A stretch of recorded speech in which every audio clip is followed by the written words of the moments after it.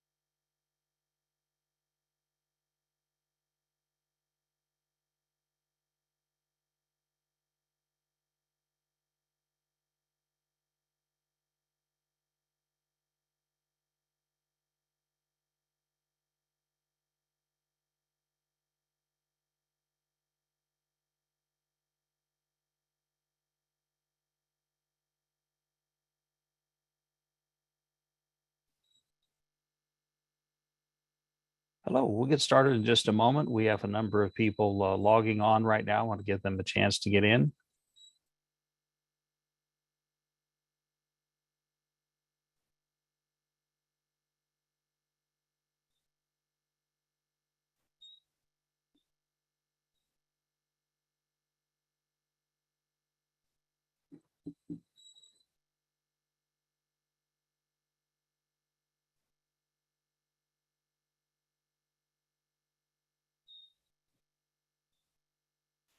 In the interest of everybody's time, we will go ahead and get started. I'm Ranger Dorn. I'm the exercise coordinator for the EIS Council. It is my pleasure to welcome you to today's exercise. And I'd like to begin with introducing our CEO, Avi Shanur, who will have some opening comments. Hello, everyone. I have to say, just to get things started, one of the most difficult aspects for me of these international webinars, in this case, an exercise, I have no idea how to greet you all. Good morning, good afternoon, good evening. I suppose I could say any of those. There are people here from most time zones around the world, so it's all relevant. And I believe actually our panelists represent a number of time zones worldwide. So thanks everyone for coming here. And thank you very much to the panelists that we have today participating in the exercise. You really collectively and each represent a remarkable capability. Current and former cyber directors, security directors, both national and corporate. And it is a remarkable opportunity to have all of you here together representing global engagement with something which I think we can all agree is a pretty serious situation that we seem to be facing these days. So today's exercise is actually a special event in the EarthX 2022 family of activities. The Global Cyber and EMP Strike Exercise 2022. We're offering this special event both because given what we're facing as a global society, it's quite relevant, but also because we are now this year rebooting the Global EarthX full-scale exercise, building in far more capability than we've ever had before, and it will go back online next year. But I do have to say, this really is a remarkably timely exercise.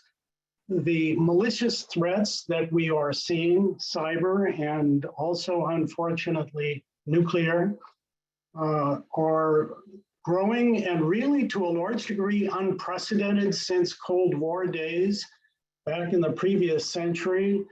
And something has changed between Cold War days and the last century and where we are today. Today, our society has become truly interdependent. Our industrial world, all of the industrial capabilities, everything that sustains our populations is interconnected and interdependent on a global scale, and that brings with it risks that we have never seen before.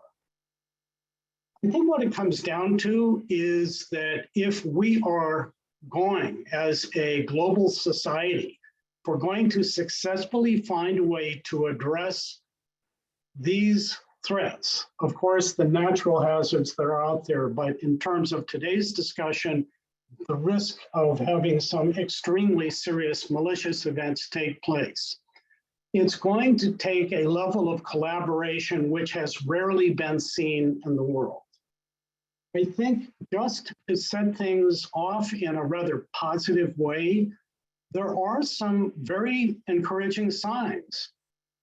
The global level of participation and concern in regard to climate change, I think, is truly remarkable. We have important national adversaries jointly agreeing that this is something that the global community, that all nations need to come together to work on. On a somewhat more limited scale, in response to the war in Ukraine, NATO is now spreading a network of serious activity and very positive effort all across Europe and beyond. I think there are a lot of positive signs, but it is going to take a level of collaboration in this area as well. I think what we sometimes forget or don't really pay attention to, yes, issues like climate change and all of the related environmental issues speak to the world which we all depend on, the natural world. But there is this layer we have placed on top of that world of our industrial society and sustaining that, which means sustaining our civilization, is also absolutely critical. Less attention has been paid to that. And we're very hopeful that this event today can help to encourage collaboration in that regard. As we go through the webinar, chat is open. Please ask whatever questions you have, make any comments that seem relevant to you. We will be monitoring all of those, and wherever possible, we'll feed those into panelists, and we will get responses to everyone either in real time or after the webinar. But that's very, very important. I think everyone's personal participation in thinking through what needs to be done to prepare for the potential of having these extreme malicious events is going to be critical. If you have an important role in a corporation, corporations have been struggling to find ways to engage with hazards on this scale. The same is true for government agencies, as many of the panelists will be able to speak to directly. Even for those people who don't have a corporate or government position where they can exert some leadership, simply direct involvement and making this an issue that you talk about among your friends and connections is going to be important if our society, our civilization is going to engage with this. Just one final comment, the Electric Infrastructure Security Council. So we do focus on hosting capability, addressing hazards and serious events on all scales, but with special attention to the most extreme events, because unfortunately, those have not yet risen to the level that they get the same class of attention that many, many corporations have found themselves forced to provide to more limited events. In that regard, we are now hosting something new. It's called the Human Continuity Project. You can get more information about this from our website or writing to us, but it involves collaboration of some of the premier research institutions and academic institutions all around the world, participation soon, we believe, on every continent, to collaborate together on trying to put together capabilities, not research for the sake of research, but research and actual development and deployment of capabilities that each of our nations are going to need before an extreme cyber attack or a EMP tipped nuclear attack occurs. So we'll be happy to hear from you if you're interested in that, but please speak out during this event, engage in chat, let us know what you're thinking. So with that, let me turn it over to Dr. Chris Beck. Dr. Beck is our chief scientist and vice president for policy with a special background in EMP and a long history in dealing with the strategic issues that we will be discussing today. Chris? Thanks, Avi, and let me thank everyone for being here. You're registered for the webinar. You know that we have an extremely impressive cadre of experts here that we're going to go through this exercise and discussion with. I will just go through and read name and title at this point. The bios of these guys, it would take the whole time just to run through all of their accomplishments. So, but additional information is on the website, and I'll just ask for, at this point for folks to just kind of raise their hand as I go through. But in no particular order, Bob Kolaski, who is the former director of the National Risk Management Agency at the U.S. Department of Homeland Security and is now the senior vice president for critical infrastructure at Exeger. Welcome, Bob. Yossi Schneck is the former chief cyber officer and chief information officer for Israel Electric Corporation. Yuri Rosega is the chief information security officer at Enel Group in Italy. Nice to meet you. Nice to meet you too. Thank you for being here. Esti Peshin is the general manager of the cyber division at the Israeli Aircraft Industries. Welcome, Esti. Clinton Firth is a partner for global cybersecurity and energy industry leadership at Ernst & Young in the United Arab Emirates. Welcome, Clinton. Good to see you again. Our old friend and colleague, Lord James Arbuthnot from the House of Lords. He was the former chair of the Parliamentary Defense Select Committee in the UK. Finally, Yigal Yuna, former head of INCA, the Israeli National Cyber Authority. Thank you for being here. We may be joined by Rajesh Garg, who is the executive vice president and chief digital officer for Yata in India. I believe, Ranger, we want to then move in to begin. Go ahead, Ranger, and kind of set the stage for our scenario here, and then we'll start with the discussion. Thank you. I'm going to kind of run through the process we're going to do here today. We're going to introduce a scenario that is ripped from the headlines, the words that are coming out of world leaders, things that Avi referred to here recently. And we're going to present in a video format. Then the panelists will receive a small set of questions after the first video. Then we're going to refine the scenario a bit with another video. The panelists will receive more questions, and we'll take them through discussions, cross discussions, and so on until we've kind of exhausted each one of the four primary questions here. Then we're going to be capturing from chat questions from all of you. I see some questions already in there. We're capturing those.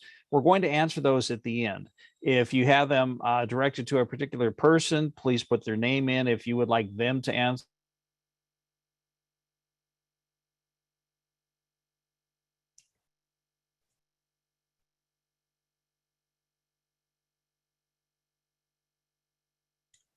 I see Ranger kind of froze up there for a second, so I'm going to go ahead and get the scenario rolling.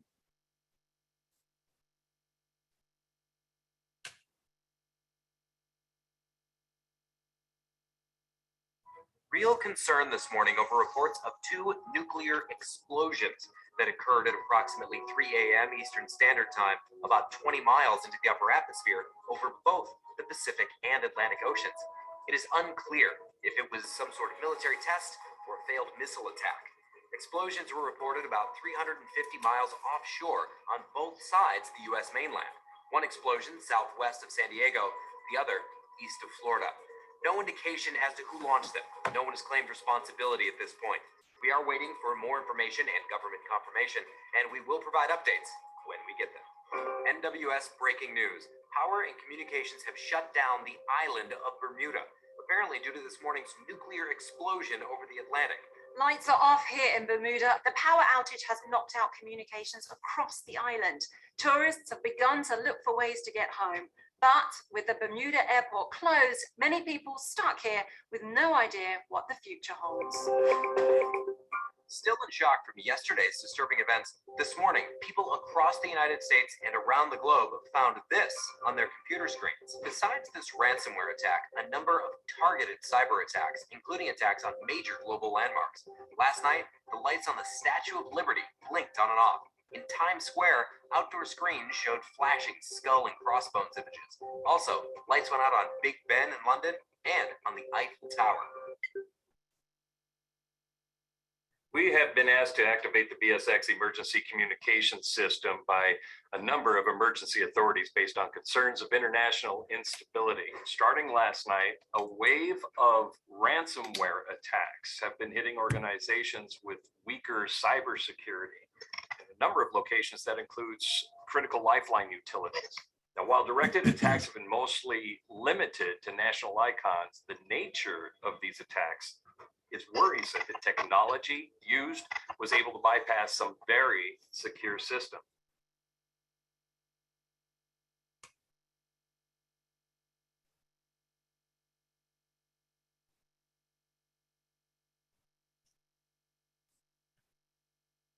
Okay, we've now heard the scenario. I hope everyone had a chance to absorb that. I want to start with Bob Kolaski. Just a top level question. What is the most important consideration right now if you're hearing this information for your organization? And that can be both your former position or this one. I think probably both would be informative. Yeah, I mean, I think, Chris, it's, we're literally in the fog of war right now, right? So it's information. It is making sure that, channels have been established to get the best information about what's going on. And at this point, the degradation of the functions of things that we're relying on to do business, the things that the government's relying on to communicate, that's also just an exercise. You've got to assume, right, without power, without comms, you either need to hopefully have a backup plan in place to reestablish ways to communicate and what mechanisms by which you're going to communicate. As a private company, at this point, we're looking for the government for best available information. And that's, and what I'm concerned about with the government is in governments, first of all, there's uncertainty there. Second of all, there's degradation of essential functions on the government side. So how are they communicating? Are the tech systems up, the communication systems in doing that? The citizenry and the workforce, of course, is affected in these incidents. So not only do we as emergency managers, as risk managers, have to be working about what we can do to support managing the incidents, we've got to deal with a workforce that's degraded. So and you guys did this intentionally. We are in the middle of absolute chaos, establishing battle rhythm, getting best available information, and making sure the basics of communications are in place to stabilize at least the ability to support some opportunity at response is where I'm focused right now. Gotcha. Thank you very much, Bob. Yigal, can we get your perspective on that? Where you've just heard it's fog of war. This has just happened. What are you looking to find out? Who are you looking to talk to? Well, as Bob mentioned, it's like-minded countries. We do the same basic things. Containment, make sure that whatever hit us and is still under the foggy, there is not expanding or not getting anywhere else than it already hit. So disconnecting and moving to isolation and things that may have impact by themselves on the functionality of many systems, but keep the pandemic little slower in expansion. And second, of course, is in making sure that backups and the things that needed for critical for continuity, for business continuity, for functionality are mainly operated. No dealing with the perpetrators or who is behind it or attribution. It's not for this stage. It's now for staying above the water and keep on breathing and the pulse on. Excellent. Thank you very much. I'd like to go to Esti Peshin, your impressions when you see this scenario, and does your recommendations or thoughts align with Bob and Yigal's? Yeah, so first, very impressive scenario. And I think the perspective I'd like to offer is maybe going a little bit back in time. So once this scenario happened, I think the best thing you can do is actually containment activities, try to avoid a widespread of the pandemic, so to speak, if I'll use Yigal's word. But I think the main question we should ask ourselves, especially in this forum, is how could we have prevented this scenario? And here I'd like to offer a perspective of cyber resilience in lieu of cybersecurity. I'm speaking about the cyber perspective and not about the EMP perspective, but since the scenario involved quite a bit of ransomware, then I think it's important to understand the cyber aspect here. Now, initially, the paradigm that we followed was, okay, let's identify the critical assets, the critical infrastructures, and protect them, throw a lot of protection at them, and try to avoid a severe attack against them, to mitigate a potential attack against them. But this approach was proven ineffective because the attackers are constantly gaining ground, and they're gaining ground faster than the defenders are gaining ground. So then the second approach was a risk mitigation approach. Okay, so let's try to understand where the risks reside and mitigate the risks as much as possible. But again, the attackers are gaining ground. I mean, who would have thought 2 years ago that ransomware would be such an issue? Right. So today, the paradigm that we are preaching is a paradigm of resilience. Take into account that the attack will happen and have in place the playbooks, the procedures, the backups, and the tools that will allow you to recover from the attack as fast as possible and with minimal damage. Resilience on its own is insufficient. You would need also an ecosystem resilience, because in some cases, a cyber attack against a certain entity would impact not only this entity, but other entities that are tied to this as part of the overall supply chain. So that would be my approach here, cyber resilience. Excellent. Thank you, Esti. And we are going to come back to and dig in a little bit deeper on those types of mitigations and pre-event preparations a little bit later in the discussion. But sticking with the scenario where we're at in this early stage, let me go to Yossi. Fog of war time. What are you looking to do? What are your first moves? What are your second moves? You still have your mic muted, Yossi. Okay, now I hope you hear me now. Okay, so I fully agree with Bob and Yigal. Actually, in the first stages, the main thing is actually containment, taking steps actually to reduce the ability to the spread of the damage. So different things, Yigal mentioned it, like isolation steps and different steps.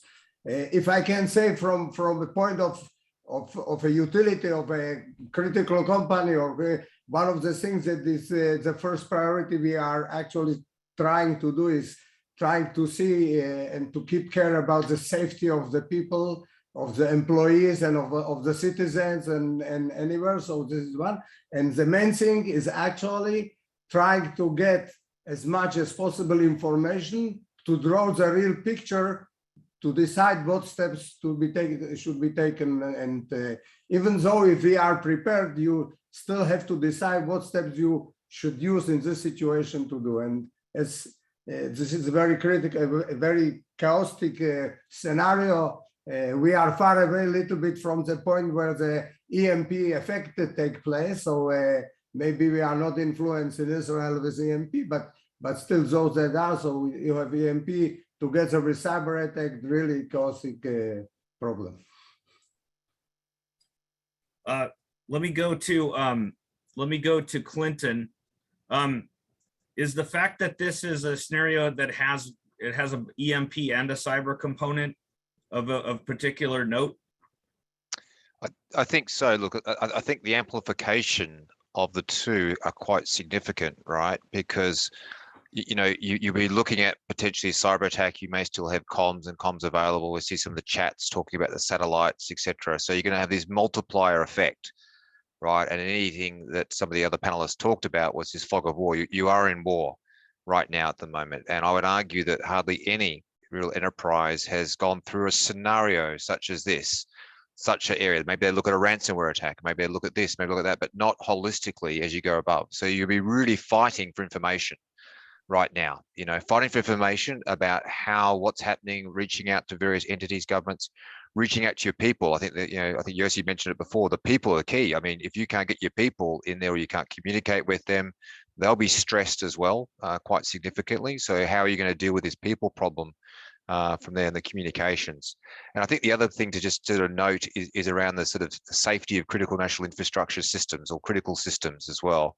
If you look at things, in the energy field where I'm from, you've got certainly, operational technology systems and safety systems, right, that are in these places as well. So you're going to have to really prioritize very quickly, establish an alternative means of comms.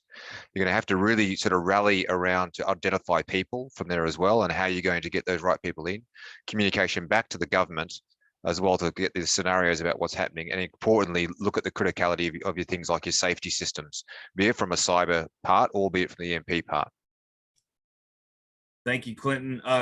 James, building on this, I think looking at it in a more global context, like we did hear from Bob and Yigal, in some sense, this is what we need to do is stay above water at this point. We're in survival mode. There's a lot of confusion, but from your perspective, especially sitting on the Defense Committee and others, are you also thinking, is this clearly an act of war? Are some immediate next steps? How does this affect NATO, et cetera? Just to feed on that, but any other insights, James, would be welcome. Yeah. Well, a nuclear explosion implies an act of war, but the phrase "act of war" implies the involvement of a state, and at the moment, in this scenario, we haven't yet got any attribution. We don't know where this is coming from, and an act by a terrorist group. Well, what do we say? ISIS has declared war. It doesn't really mean very much. I want to go back to a point that Clinton made, which is that we do seem at this stage of the scenario to have some comms, and in that respect, we're lucky. Let's suppose, though, that we weren't so lucky. What we must, having got these communications still available to us, what we must ensure is that all our organizations, while we have the communications, have got a template of where they need to be, what they need to be doing in the event that communications go down, so that there is not the panic that arises out of nobody being able to tell anybody what's going on and where they ought to be, what they ought to be doing, how they ought to be looking after their own loved ones and keeping the show on the road. At the moment, we're not at that panic station, so let's take advantage of the fact that we're not. James, we always appreciate the British stiff upper lip. So we've had an EMP and a cyber attack, and James says, well, at least we've got some communications. It could be worse. So we appreciate that, James. Yuri, your thoughts, please. It's quite difficult to add more information on the great messages from my colleagues here. Absolutely, I agree with the proposal they brought at the table. In particular, I would like to highlight the importance of two already highlighted messages, the ecosystem preparation, as they already mentioned, the importance to prepare not only the single company, the single operator. The more we get attention to the value chain, the more we see that it is our world is interconnected, and all processes are managed by stakeholders and organizations that need to be part of a prepared ecosystem. Any kind of event needs to be faced with, of course, technology that will, for sure, is important to do as much as possible to prevent the event. But we also have to consider that we cannot reduce the possibility to zero. So we have to work on resilience to start from the point of view that something can happen. So we have to train people, the organization, we have to invest in technology, but most of all, we have to invest in people preparation, so processes. They are really important. Otherwise, you could waste the technology you are in place because people are not trained to do what is needed in a not common event, not an extraordinary event. Another thought is we don't make the mistake to think that only the big one is our problem. In reality, in particular in cyberspace, we have dozens of events a day. And so we have to think that maybe also possible a major event, but it's really important to organize this ecosystem to face a really increasing number of events that at the end of the story, it's part of the training. So if you are correctly addressing and fixing what is going on in a regular incident, in a more common incident, maybe your people is more able to also act in case of a major incident. So I think that we have to invest on people preparation, process preparation, and of course, technology. We need technology in cyberspace, of course. We need to protect also primary technologies in case of an EMP strike. Of course, no one really know the effect of an EMP on the actual situation of the networks, because we also have to remind all of us that during years the new technologies in generation created a free of charge reliability, because actually on energy generation we have more distributed generation. This could be useful in terms of resilience, because you have few single point of failure, but you need more capability to organize, orchestrate different assets. So something is moving on digital. So, but by a paradox, in the future, we will have a more relevance from cyber resilience than the primary technology shielding. No, just to propose some stuff. Thank you. You pulled a lot of threads together there. We will come back, as I noted earlier, to SD, that we'll come back to some recommended mitigations and solutions. but I really appreciated the point that the way you phrased it is the entire ecosystem. Our EIS Council's term of art is the meta grid, that all of these interconnected and interdependent critical infrastructures, the effects are very complex. And so it's not just discrete actions within a sector. There has to be an overall planning and understanding of how these impact each other. So that is Ranger. I just want to double check. I think we're at the point of a little more information, the second inject. Yes, let's go ahead. And before we move on to question 2, we will do this. Sorry for my computer problems earlier. Windows 10 versus Windows 11 is not going well.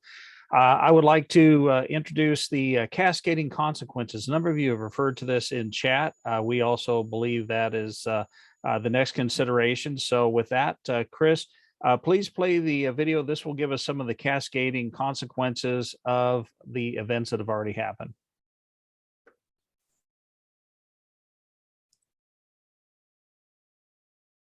This thing is beginning to look more serious than just a conventional ransomware attack. Intermittent power outages across most of the regions of US, Europe, Asia. There have been sporadic outages at communications networks, cell phone service, spotty in many areas. To give you a sense of how this event is affecting major cities, this natural gas drying plant's control systems were attacked, causing the facility to cease operations.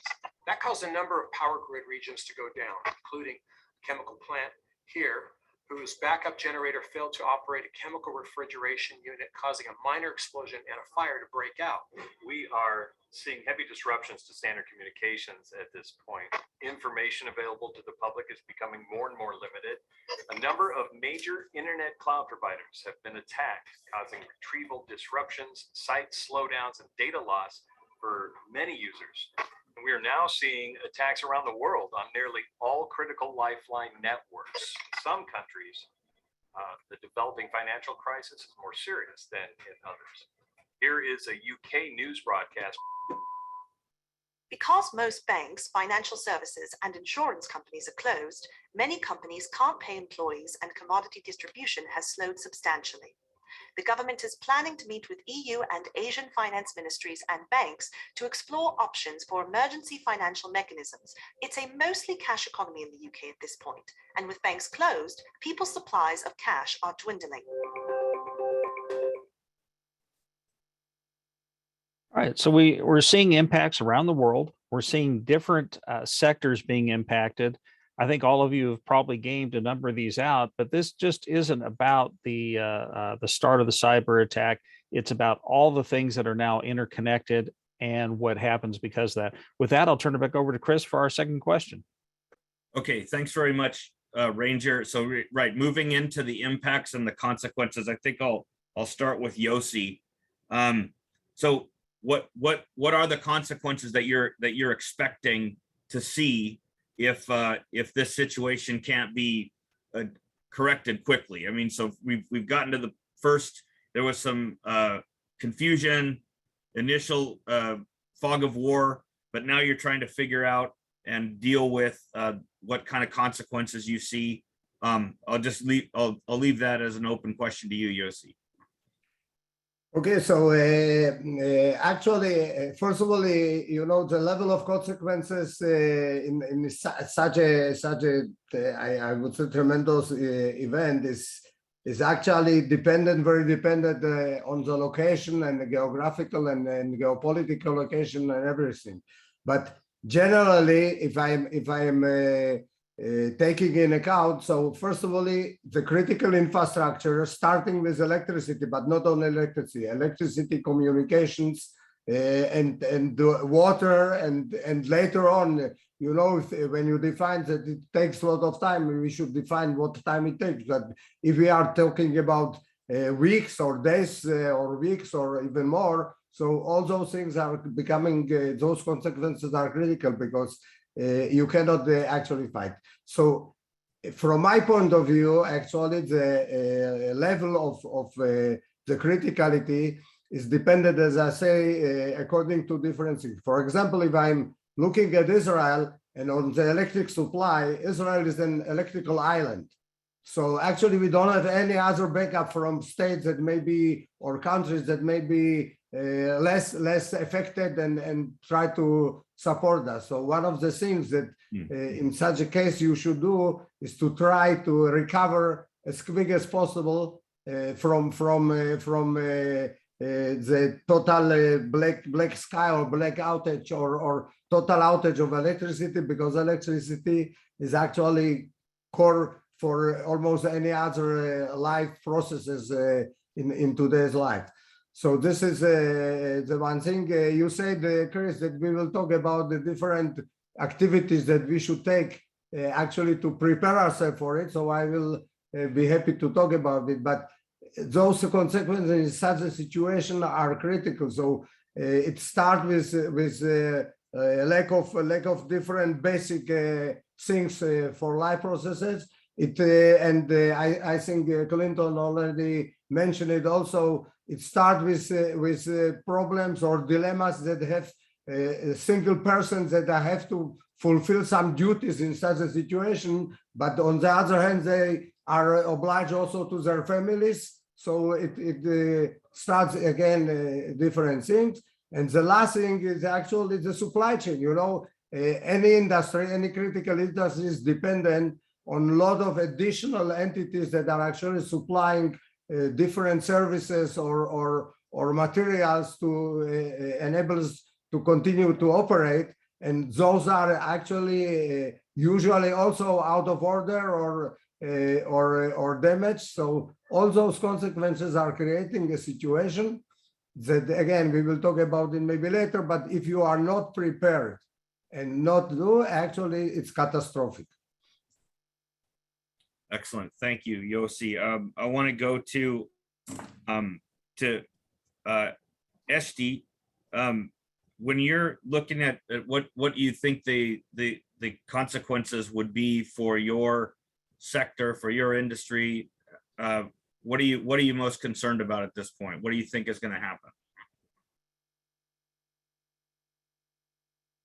Well, I think there are several severe consequences that can impact industry, and I'll speak about industry as a whole, not specifically about mine, because I think it applies everywhere.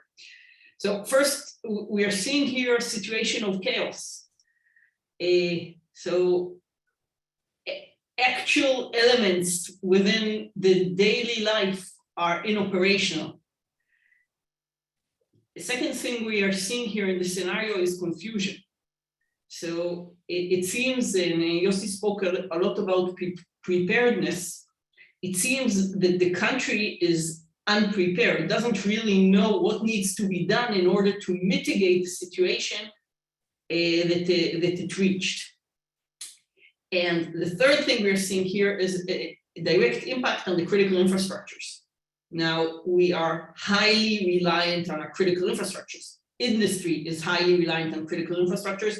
We need our electricity, we need our water, we need our communication. I mean, I don't think there is any organization that can operate today without effective communication. And we are seeing in this scenario that everything is kind of being messed up. Now, the question here, and I know we will speak about mitigation strategies later, so I won't elaborate, but the question here is how prepared we are as an organization to this type of scenario.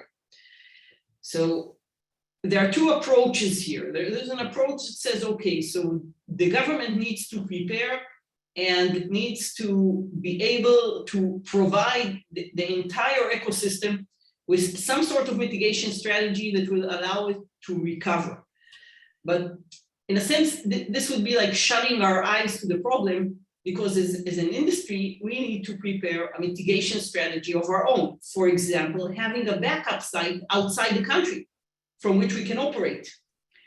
So the question goes back to preparedness, and Yossi elaborated on this, I think, very, very well. How prepared we are as an industry, we are as an organization, we are as an individual to this type of event. And once it happens, having the courage to execute on this playbook, because you never really know if the situation reached a threshold where you need to act. So usually you act too late. And there are certain countries where we have seen this happen, and we have seen that they have acted upon their playbooks too late and therefore reached, in some cases, irrecoverable situations. Thank you very much. Bob, I wanted to pick it up with you here. Both Esty and Yossi mentioned supply chain impacts.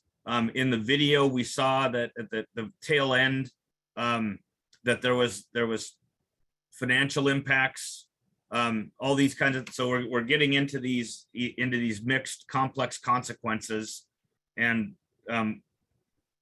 how are at this point you're looking at starting to react to it and try to figure out the scope. What are you planning at this point?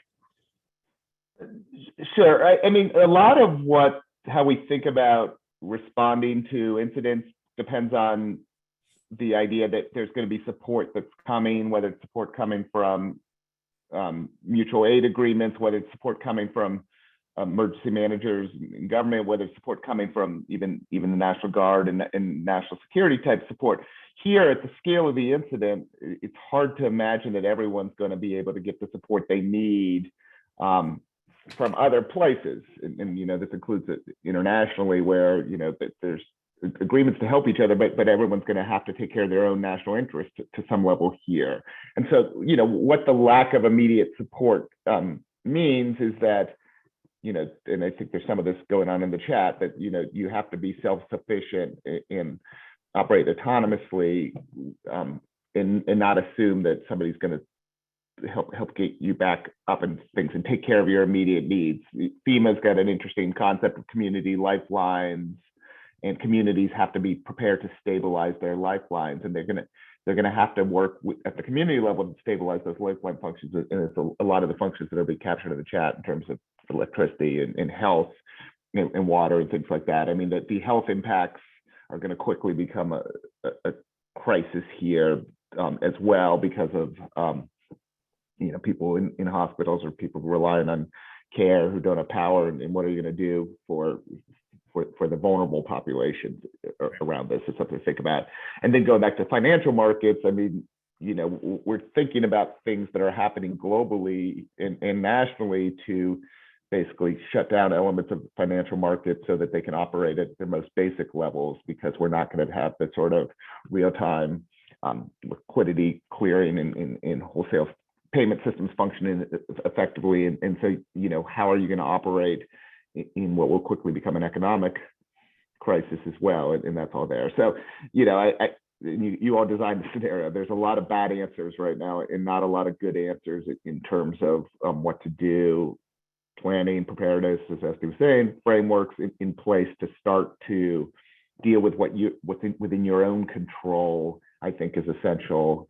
And the last point I will make is, I would anticipate that the information environment, even as information starts to become available, the information environment is going to be sort of contested in this scenario as well. And people are going to have all kinds of different perceptions of what reality is and what's going on. And so even if there was the ability to accurately generate what's going on, there will be alternative sources of facts that are being pushed into the system, and so preparing to operate in a degraded information environment, not just from communications, but also lack of ground truth. So either unintentional misinformation or intentional disinformation.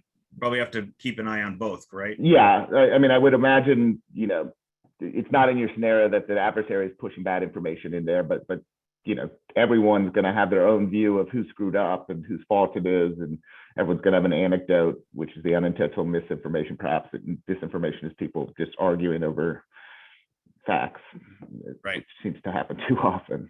Right. I know we wanted to get to mitigation strategies for recovery, but if there's anything anyone wants to note right now about consequences you don't think that have been elucidated. yeah, you go. Yes, Chris, one short comment about the local authorities, not the national ones. We are underestimating or putting too little weight on the local municipalities or for cities and others. They are I think the most critical factors in not just containing but in recovering. That's bring us to the next questions, because they are the daily life circles of most of the population. And we know that in the US, for example, take the example of New York City. They prepared on a local municipal basis under the city of New York into cases of big cyber attacks or digital attacks, such as, because they are much more closer than the federal government, and that works also for smaller Israel. We need to lean more and rely more on the local authorities and bring them to a level that we can rely on. Great point. So that's government at all levels needs to be involved in noticing that and prioritizing local responders to deal with these kind of national or even international threats. James, I saw that you had your hand up. Glad. Please go ahead. Let's not forget that the first response to the possibility of power outages, it will be panic buying in the supermarkets, and the shelves will empty very rapidly while there is power to power the cash tills. If the cash tills cannot be powered, then the transactions can't take place. And the consequences of that would be a rapid breakdown of order. If people do not have food for the weekend, then looting will begin. And the governments need to have a prepared response for that. It's always a bad idea for governments to say, please don't panic buy, because nothing persuades a population to panic buy quite as much as a government exhortation not to do it. So there needs to be a prepared response of rationing of food stuff. In the UK, 50% of our food comes from abroad, and most of it is not in the country. It's not on the supermarket shelves, and it's on its way to the United Kingdom. So we have to be prepared for that. We saw with Hurricane Katrina quite how quickly law and order can break down. And so we need to be ready to deal with the natural consequences of shortages of food. Excellent point. Thank you. And he pointed back to the supply chain and the financial issues. So all of these can certainly exacerbate. So just one quick point, Chris, just on that. Yes, sure. I think, sorry, that's right. I was just going to re-emphasize that, because I sort of wrote down some of the notes about the policing aspect of this as well. But the national response, if we're talking about supply chain, the national and government response, they're going to force the priority. Especially around the critical aspects of it. We talked about food, water, health, etc. They're going to have to pretty much step in pretty quickly, because the individuals, the communities, as we said, will have to look after themselves a bit more. The individual enterprises, unfortunately, you're going to get the lowest possible priority unless you're part of critical infrastructure. And I think the allocation, the security that James talked about as well, is going to be absolutely critical. And examples, there's so many examples of what just happened in the pandemic about how all the shortages we had. And that was just on a small scale, really, ultimately, with comms, with things happening, with everything going reasonably okay, other than people not being able to leave their homes. Imagine no power, no water, no fuel, no, then we've got some big problems. And I think the civil disorder is certainly something to be watching out for. And then that supply chain around that as well. Yeah, I know that, just on a personal note, that, the height of the pandemic, I struck a note that would have been near and dear to James's heart when I was at home with my family, and people were bemoaning the fact that we were stuck at home. And I said, well, hey, at least the power's on, at least the water isn't isn't out, so I think they took my point, but also wished I would shut up about that. Yeah, we have to figure out like what can be done and what so to prepare for these. I want to quickly talk about, I think I want to get to the discussion with great ideas about pre-event mitigation that I think I heard everyone leaning forward there. And I think we've outlined that the consequences can be pretty bad. I think we're pretty well motivated, but just to take one step where let's say we haven't really done those great ideas yet that you're going to present in our final point of the discussion, the pre-event mitigations. So if you're in this scenario, what are the immediate actions that would need to be taken to respond and try to reduce the consequences, or at least make things survivable in the moment, kind of going on the field with the team you have versus having had some pre-event mitigation? And then we'll get to the really forward-leaning ideas in a minute. I'll start with Yuri.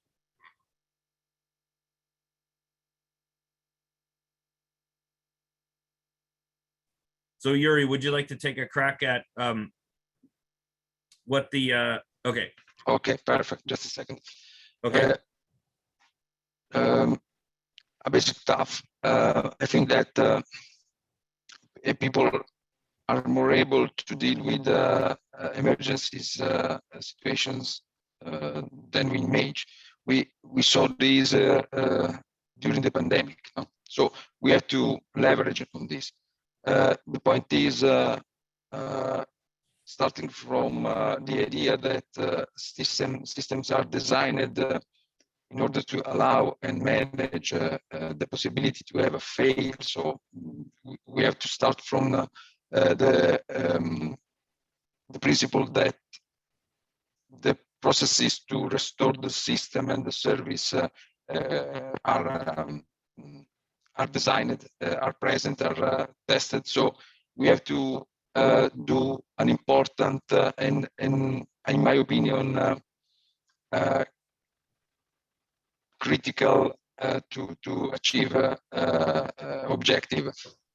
People we had to avoid we have to avoid panic in this situation. That is the point.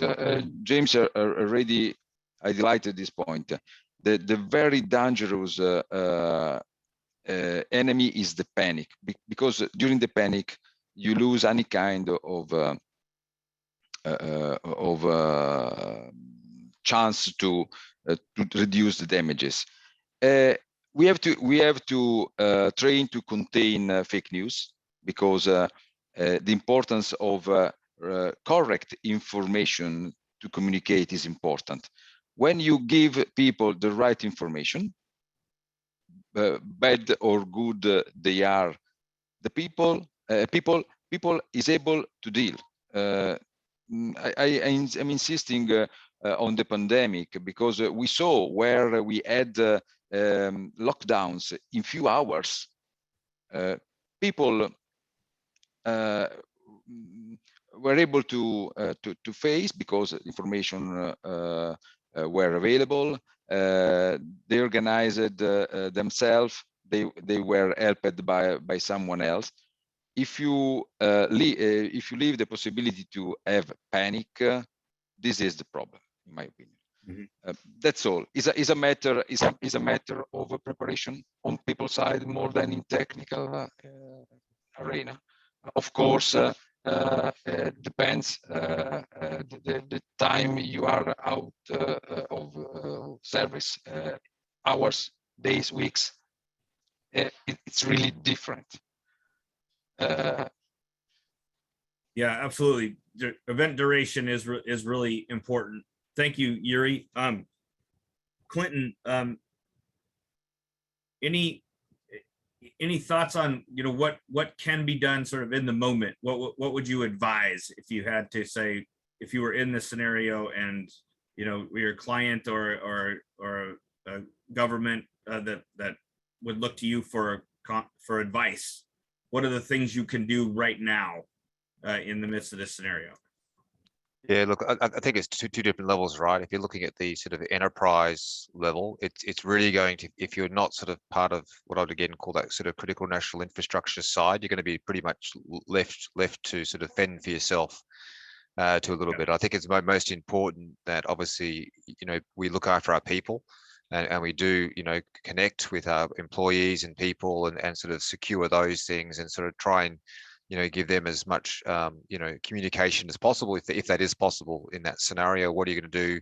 Are you going, because you don't want to sort of create, again, more sort of panic we were talking about before around that. So that's on that side. I think on the national government side, certainly, the scenarios like this are so sort of, over empowering.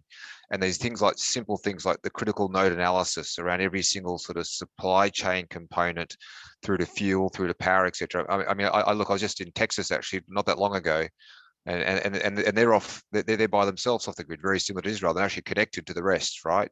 So the national government needs to look at these sort of areas, look at this critical nodal analysis, and be sort of prepared to say, how are we going to provide sort of comms in this case? How are we going to be able to provide power? How can we do water? What are we going to do for policing? Are we going to deploy the military to provide security, to stop the panic, etc. from there as well? So there's a whole lot of things that I think this is such a significant scenario. Is certainly going to be falling, from a top-down government point of view. But I think I really like that point before about the communities. How do we sort of empower those communities to help themselves stand up as well as they go through? Thank you. Thanks, Clinton. Esty, I know that you were wanting to address this a bit. So you see any nations or organizations that are taking the right step or are more prepared than others? I'd say I'd rather answer the question that way than to say this is a country that's really, that country or company XYZ is really unprepared. Let's look at some positive examples. Yeah, so I don't want to go into specific examples, but the answer is yes. There are countries that are better prepared and are starting to pursue, and some are pursuing for several years, an approach of cyber resilience. When we're speaking about cyber resilience, I think there are 5 crucial factors that need to be taken into account. Number one, and I think to a certain extent the most important one, is the human factor. Looking at this very interesting discussion, most of the panelists here spoke in one way or another about the human factor. Panic, news, how the public will react, etc. So the way to mitigate this in advance is number one, to make sure that the public isn't the weakest link through which the attacks can materialize. And this is relevant on a personal level, on an enterprise level, on a critical infrastructure level, and on a national level. And number two, make sure that there are enough defenders in place so that once an attack happens, you have the incident response team and the forensics team ready to do whatever is needed in order to understand what happened, determine the countermeasures, deploy the countermeasures, and start the remediation. So training, or as we refer to this, capacity buildup, is extremely important. Number two is to proactively monitor your cyberspace. So vulnerabilities and risks constantly materialize. If you proactively monitor cyberspace and detect these vulnerabilities in advance, and you make sure that they're closed, you will be less susceptible to cyber attacks. So this is a game of proactiveness. Number three, cyber threat intelligence. So the bad guys tend to speak about their plans. This is one of the main things that play to the advantages of the good guys.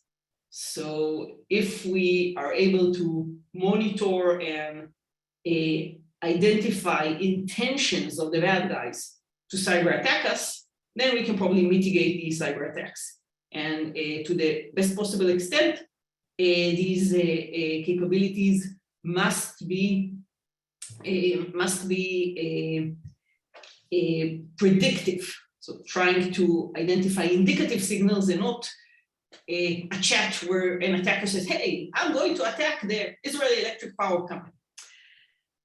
Fourth one is information sharing. Now, this one is, I think, a very, very critical one. I think that Yigal can share what Israel has done in this aspect later on, but I think this is a very important line of defense. So cyber attacks don't usually materialize as sort of like a big bang. They usually start with some initial smaller attacks. And if these attacks are detected and the information is shared among the like-minded stakeholders within the country, outside the country, then a broader attack can be prevented. And I really think that you should ask Yigal a little bit more about this, because I think this is a very important aspect. And finally, you need to have in place the operational tools, a SOC, a CERT, an incident response team, a forensics team, in order to be able to handle the cyber attack when it happens. Now, there's a playbook for this. It's not rocket science. I think there are very good best practices today, and they just need to be deployed. Pursue these 5 elements, and you will have a more cyber resilient nation state. Fantastic, thank you. And Yigal, did you want to follow up on that? Well, Esti kind of pretty good concluded it, but yes, first of all, proactive. Everyone talked about it. Proactive is maybe the most important thing. If you're waiting for the attack, any kind of attack to happen, then you are already dead. You just don't know it yet. So it's 80% of the efforts, if not 90%, preparedness and proactive measures in a way to find where the holes, where the breaches, where the gaps, and close them or minimize them. Nothing hermetic in cyber in advance. Second, well, not spoken enough about partnerships, kind of what we're doing here. No one can deal with any kind of attack, small, medium, of course, large-scale attacks by himself. Not a single municipality, not a single agency or corporate or country. Not even Israel, which is used to handle many problems by itself because of the nature of connectivity, of digital life, of all the dimensions and aspects that we discussed about the psychology side, the impact side, but mainly because of 2 different attack vectors that we need to face from all around. So you need to build a partnership that not works only on the preparedness and resilience and proactive before the fact, but also a partnership how to assist, even as Yossi Schneck mentioned with the island of isolation of electrical grid. Okay, in other fields, we need to find how we can rely and partner and work with others. Fortunately for Israel, for many attacks happening in at least 2 or 3 years, we are the partners that we're relied on, and we're able to assist to European, to Asian, and even some states in the US in the major attacks, in recovering, in backups, in getting back. And that's what is basically all the like-minded need to do. The good news, the good guys are much better in the community and partnership than the bad guys. And we need to get that even more. Thank you very much. I want to continue this on into the natural flow, and I think where we've all been trying to get to is to talk about preemptive steps, as you said, Yigal and Esti. Let me just take a moment as one of the people on the panel that is more focused on EMP than cyber, to say that pre-event mitigation for EMP is very critical, and it's much simpler than cyber. I think that the perception that EMP is, because it's not talked about as much, it seems a lot more exotic, and we use computers in our everyday lives, and we don't obviously deal with how nuclear weapons work and day-to-day things. But in the end, an EMP is just a burst of radio waves. and the protection and the radio waves are in a certain frequency and they're in a certain power band, and it's really hard to generate something outside of that. Whereas it's not like a cyber attack where new vulnerabilities are found, really clever payloads are delivered, and new ways to do it. There's just not a lot of wiggle room for EMP, and so just like the basic blocking and tackling of shielding and grounding of just the critical nodes, and then the fact that things there is some good news, which is some of the components are more rugged than one might think from the limited number of popular stories that are out there about EMP, where one happens and it basically knocks out every single piece of electronics on the planet. That's really not the case. And so the pre-event mitigation there is something that there's some movement in the States, other countries. But I just wanted to plug that before we move on, or to start the discussion, because I know most of the rest of them will probably focus on cyber, which rightly so, because there's a lot more to do, and it's a lot more complicated. But I'll pause there and go first to Yossi.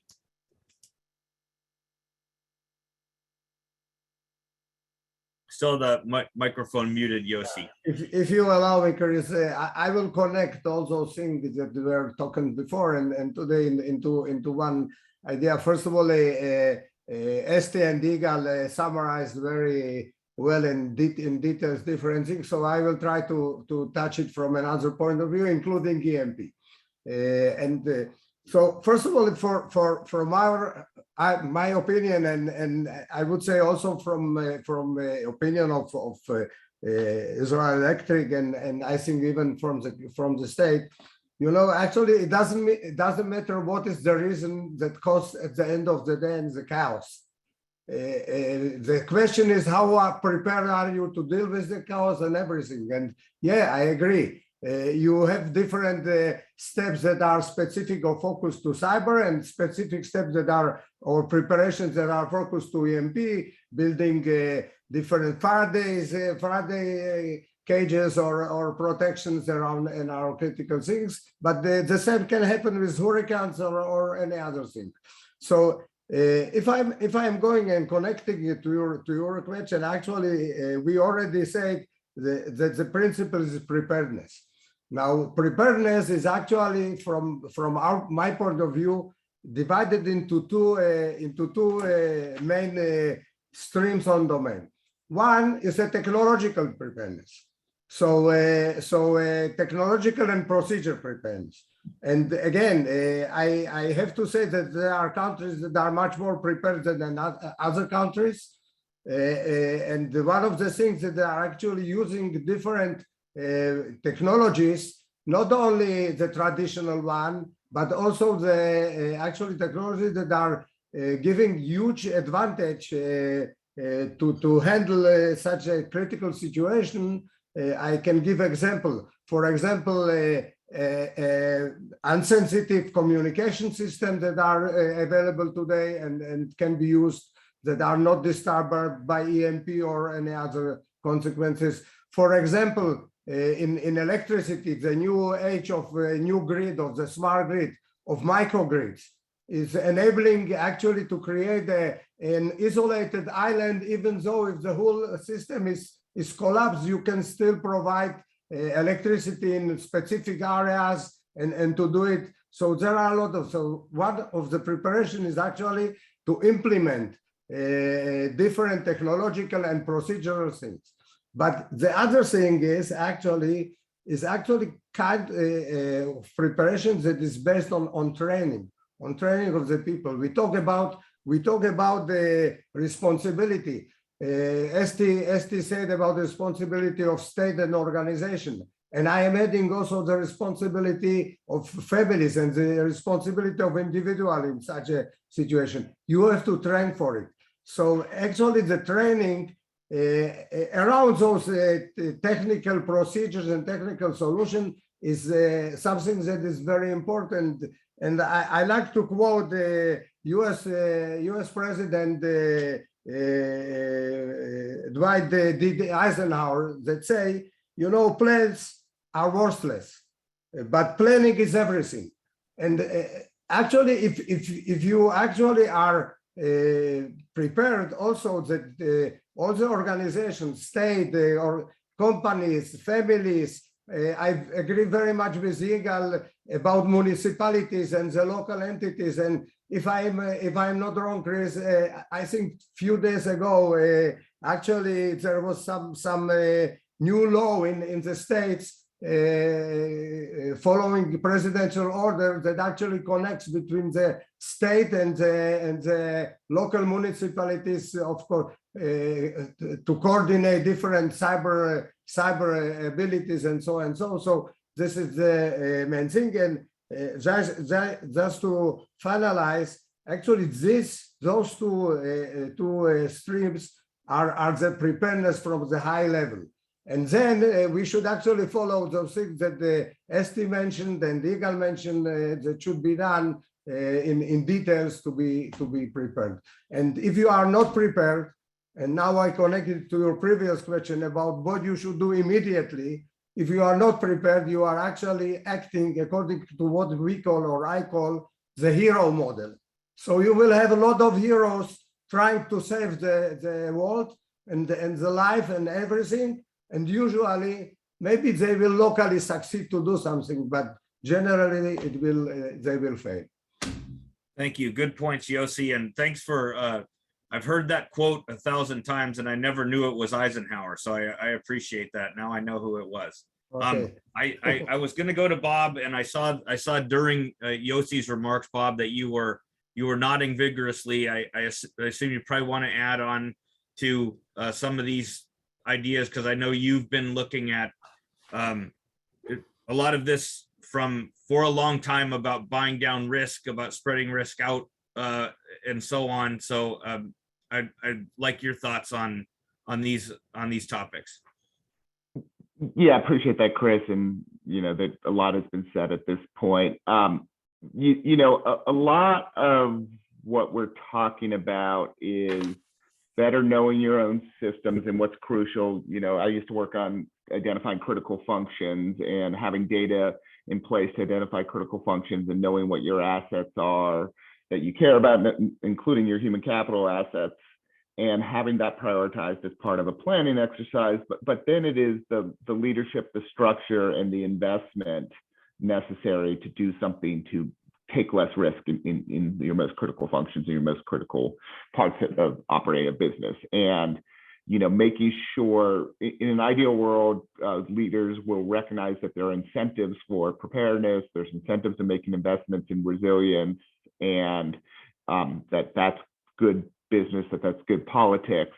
We don't often live in that ideal world, and sometimes what government and the voters and hopefully us as a group of leaders in discipline of resilience can advocate for is that if you have control of purse strings, if you have control of making decisions on what priorities should be, you have to account for preparedness and resilience as part of that. And if you don't, there will be consequences around that. And you know, that's through a variety of levers that can be put in place to create the incentives. And then the last thing I bring to the conversation is that in a scenario like this, innovation is going to be so important. You know, going back to sort of mitigation, there are technical innovations that will enable mitigation, and as societies, we need to be taking advantage of those innovations that largely coming from, you know, private sector and putting those in place.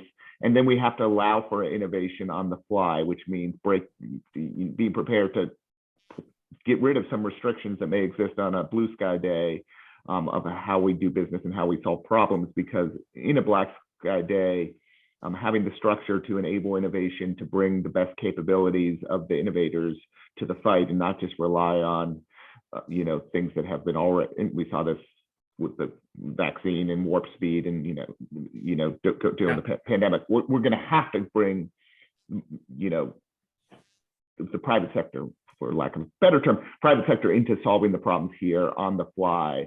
And if there are restrictions in place that make that harder to happen, then it's going to take us longer to bounce back and recover.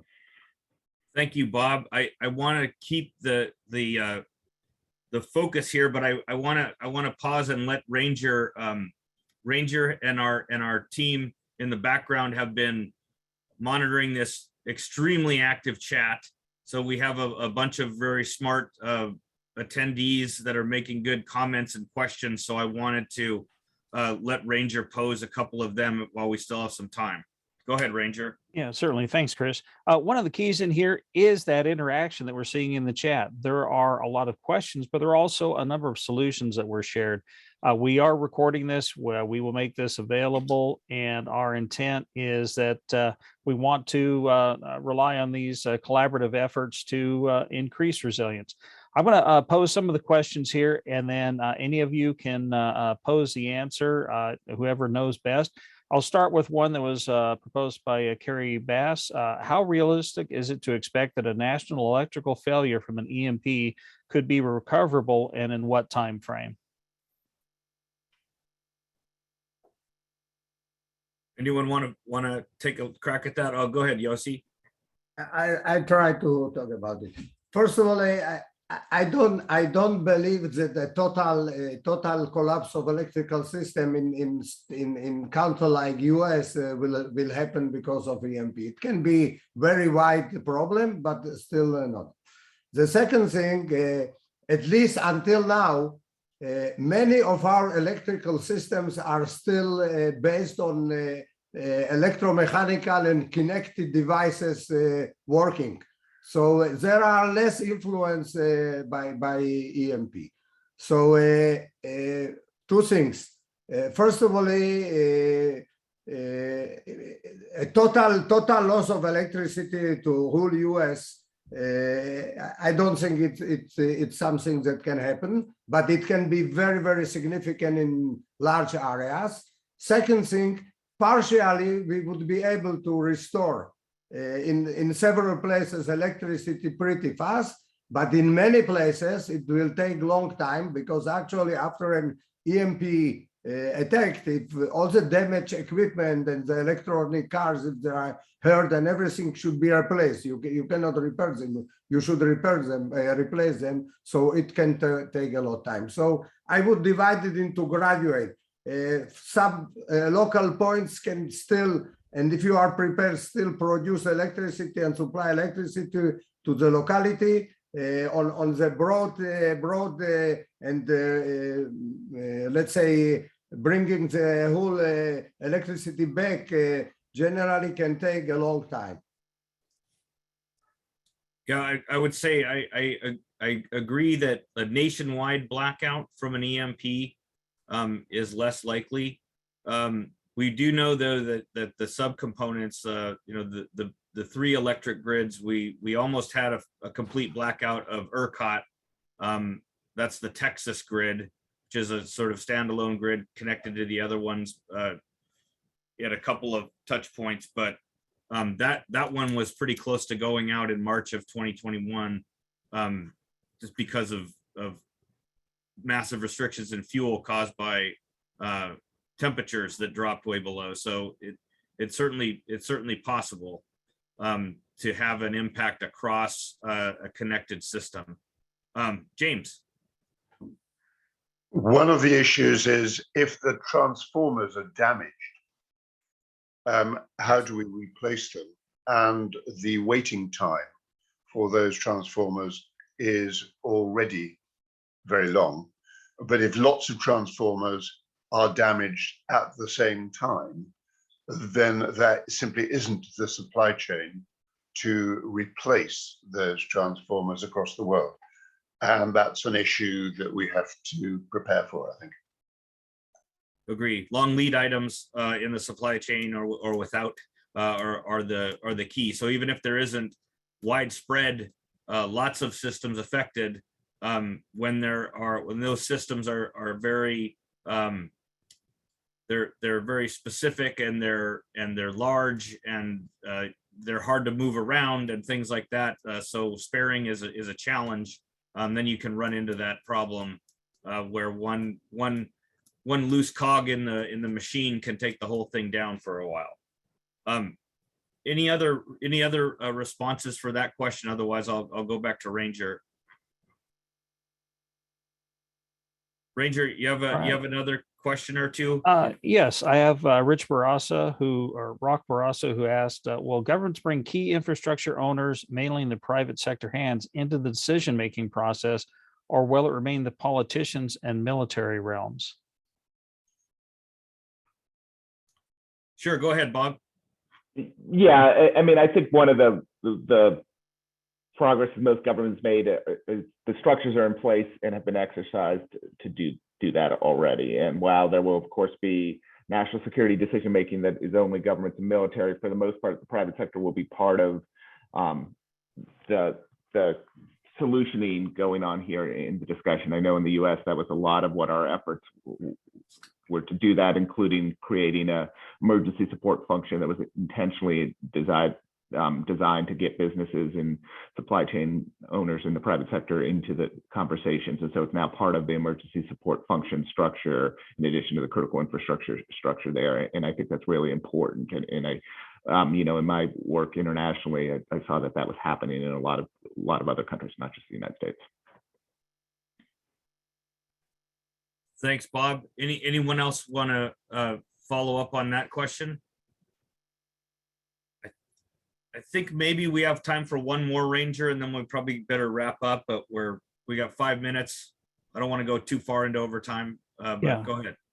Yeah, this is from Don Bonacek. When and how would individuals, families, and communities get current, true information on what is happening, and what should they do? And I think this combines with a number of other questions that related to individuals, families, and your staff that might be out there. Right, and reliable information. Anyone want to make some comments? Go ahead, James. The best thing I think that can be done is to follow the Swedish guide, which is available in English, called If Crisis or War Come.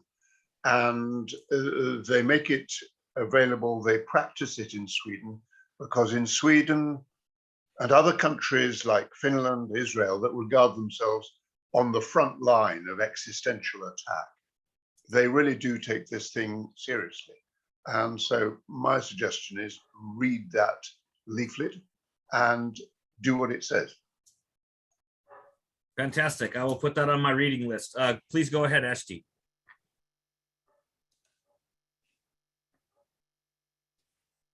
Esti, your mic is still muted. Yes, it is. Yeah, so this is actually a very, very good question. And in Israel, the National Cyber Directorate set up a call center. And today it's relatively well known.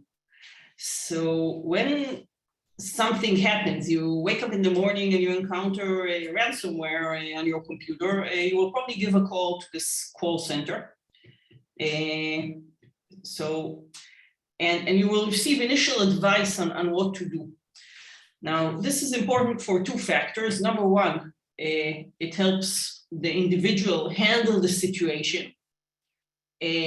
So, you know, and they don't come to me because I deal with computers and say, hey, Steve, what should I do? I have a red screen. So this is also a good point. But the second thing, it's a line of defense, because when the National Cyber Directorate sees many of these calls happening simultaneously, they know that something is afoot. So this is an additional way, and we spoke about information sharing, this is an additional way to gain information about the situation and awareness of the nation state. So I think this is a very effective tool, and it should be deployed by other countries globally. Yes, fantastic. Thank you. Yossi, go ahead. Just a small addition, and I agree very much with Esti, but actually it touches preparedness, because part of the preparedness should be also preparedness how you actually are able to provide to any entity, if it is individual, families, or organization, a clear and true information. And the condition to do it is actually that those that are actually distributing this information have the information. And to have the information is actually you have to prepare yourself to build an entity. The example is our information system that is created by the INCD, and actually Yigal was the father of it, so he knows it very well. And so it's also part of preparation, how you actually are able to provide reliable information in any situation. Thank you, everybody. Any closing thought up there? Bob, are you scratching your chin or raising your hand? Okay. So thank you. Ranger, do you have any wrap-up thoughts, and then I'll go to Avi? Yeah, just a couple. We are going to be sharing the chat along with the video recording, so you'll be able to think of answers and follow up. We will make sure that the polling information is also provided afterwards. I want to thank all of you for being here, both the panelists and the folks who've endured a lot of back and forth discussion, a lot of thoughts, and provided a lot of content. So thank you very much. We have some closing comments from Avi, and with that, I'll turn it over to Avi. Okay, thanks, Ranger.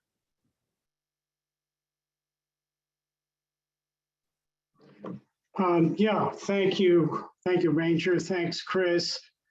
Thanks so much to the panelists and the outstanding audience participants with a great and very active chat.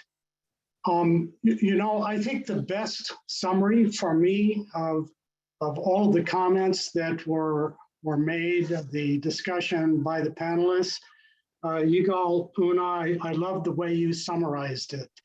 If you're not prepared for an event on this scale, you're dead. You simply don't know it yet.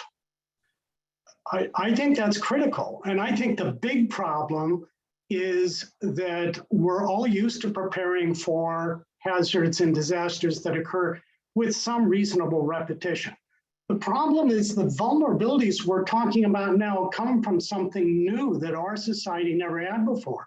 Very tight interdependencies that span all our sectors, all our nations. That's the reason we haven't seen it yet. We need to find a way to find the motivation for our corporations and our governments to work either both together and separately, even though this does not align precisely with business as usual. We need to find ways to get serious about this, collaborate together. If you are interested, there's a lot of capability at EIS Council. As I mentioned in my introduction, there is a new project called the Human Continuity Project, which is focused on specifically finding a small handful of the critical capabilities, which if widely deployed across all sectors and at least the major nations, could be the difference between recovery and chaotic catastrophe. So it's going to be critical that we find ways to work together, either through participation of your organization in the Human Continuity Project, or information on that if you're interested, or through some other venue that you and your organization may be part of. All of us need to find a way to actually get serious about preparing for not simply the kinds of events we're familiar with, but these potentially really severe events. Thanks, Ranger. Thanks again to all the panelists. I believe, is there a final video, Ranger? Yeah, thanks very much, Avi. I'm going to share that now and with some closing information, but I really want to appreciate everyone's efforts. This is an ongoing event, so this discussion is in some ways the beginning, and we'll follow up with all the great information and questions that we got in the chat. But here's some additional information, as Avi was saying, about next steps.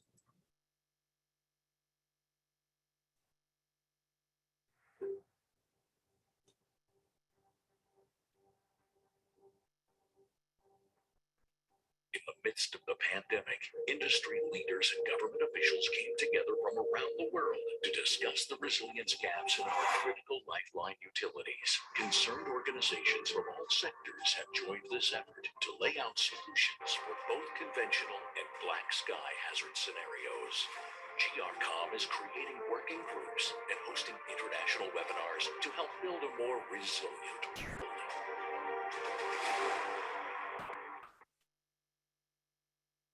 So thank you very much. We want you to be involved in GRCOM.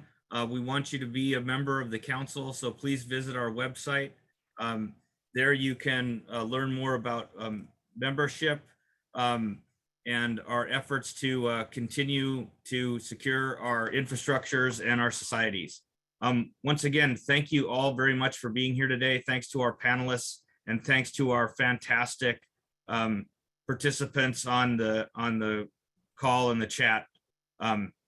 Thank you all very much. Please have a safe day and we'll see you next time. Thank you very much. Bye, everyone. Bye.